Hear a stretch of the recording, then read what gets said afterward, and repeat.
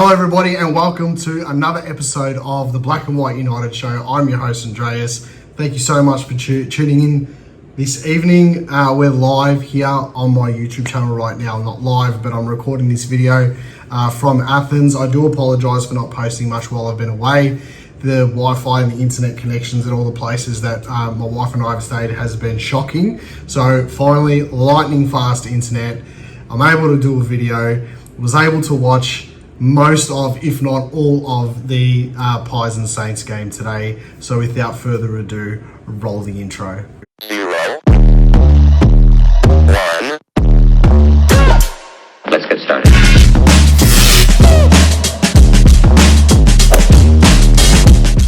So I tipped us to win today by 10 points. I thought it was going to be a bit of a little bit of a slog, considering that St Kilda, like what they did to us last season at the G. We were playing at Marvel this time, and I just thought, every team towards the bottom half of the ladder lifts against us. You saw it against Melbourne. Obviously, we were in control for most of that game, and then obviously they came back at us towards the end, but we were able to hold on. This game, I thought that we had control pretty much the entire time. There were moments, obviously, where St Kilda, it was goal for a little bit, but every time St Kilda got like those crappy free kicks, like that one where they got paid, it was paid holding the man, I think when Quainer tackled, was it Baker? Or not Baker, or he tackled that ex-Richmond bloke, whatever it was, and he's thrown him on the floor, but it was actually supposed to be holding the ball because he went to kick it and missed his foot. The umpire's paid holding the man, and it's a free kick and they've kicked a goal.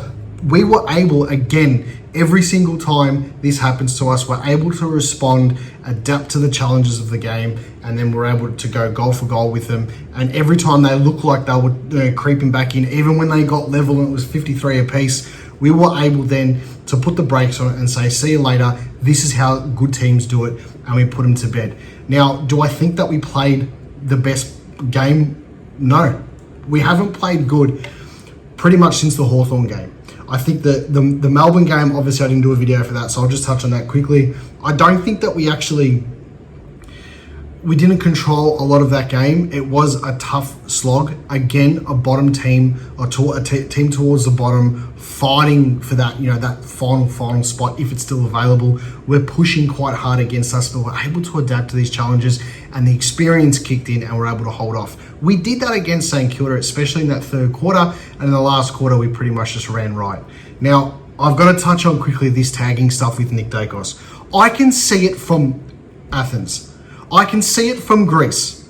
How close these guys are onto him. They're holding him, they're hitting him. I think it was Winhager, clipped him in the neck. How that's not a reportable offence for unsportsmanlike conduct, or whatever they call it now, conduct unbecoming, or whatever it is. That's not in the spirit of the game. And they were touching it on the afterwards on Fox Footy, where David King says, you can't knee a bloke, and he's going to put it on First Crack tomorrow. So make sure you guys watch it. But he's going to put it on there, and he's going to highlight this stuff that's happening to Nick Daicos. Craig McRae's come out. He's put it towards the media about the close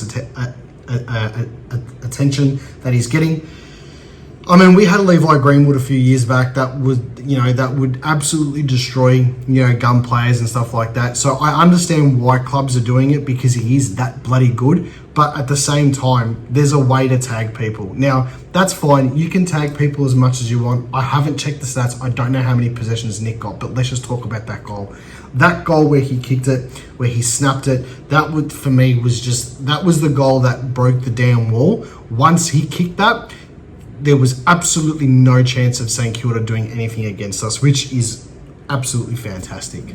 So we got out of the game relatively unscathed. Unfortunately, Beau McCreary has hurt his hamstring. They did say, though, that the hamstring was tight awareness and stuff. So, and he didn't look too distraught or anything like that when he had the ice applied to his hammy on the bench. So I'm thinking, realistically, he's probably just playing it very precautionary. We do have, I think, West Coast next week for that one. On that game too, I will be back in Melbourne for the West Coast game. Unfortunately, the holiday is coming to an end for my wife and I, but I won't be going to the game, but I probably will do a live stream. Not 100% sure yet, but make sure you stay tuned. There isn't too much other, really anything else to go over this game in particular. What I'm just excited about, and I've said it all season long, is the way that we are challenged and the way that we respond, regardless of the teams that it's against. The lower teams are going to put up a big fight. For those of you that follow soccer, you understand that, like, you know, in the English Premier League or in pretty much in every single league apart from Australia, they have like a relegation battle. These teams down the bottom are dying to get the 4 points. For them, the 4 points is absolutely everything. People could talk about draft picks and whatever it is. That makes absolutely no difference whatsoever.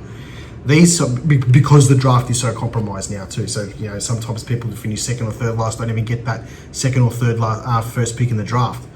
These clubs are desperate for a win. The ladder is so congested, especially in that bottom half of the ladder. A couple of wins here and there, and teams like Essendon, even Carlton, Kanga, how did that one go today? Even teams like Carlton, they can still push in for a final spot. You saw what Sydney did to Port Adelaide today as well, or last night for you guys that are probably watching this.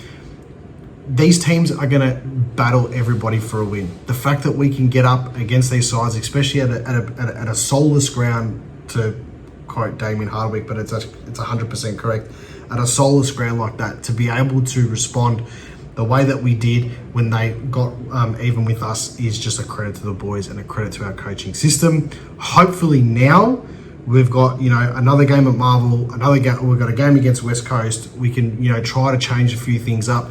I really hope they bring in Charlie West. We saw what he did in the twos yesterday for you guys. And, you know, being able to win the game after the siren. The guy's a freak. This is a game that you bring him in and see how we go from there. My BOG for the game, look, to be honest with you, I probably didn't watch it so in depth enough because I was at the airport and we're moving from Thessaloniki to Athens. But from what I saw, I think Nick was fantastic. I thought Josh was great. I thought Jeremy Howard in defence was actually pretty good as well. But yeah, I'm not going to pick a specific one, but I probably would say Nick Daicos if I had to for anything here. Jamie Elliott, fantastic again on the forward line too. That's worth a mention. And I thought Tim Membry was a great option up forward as well. So I'm hoping they bring in Charlie West for the West Coast next week. You will get a proper preview once I get back to Melbourne. I missed you guys all so much. I'm so glad I'm able to post this video for you guys. I will be back, and the Black and White United show and all my live streams and everything is back to usual programming. Make sure you drop a comment, tell me what you think, and as always, Gator Pie.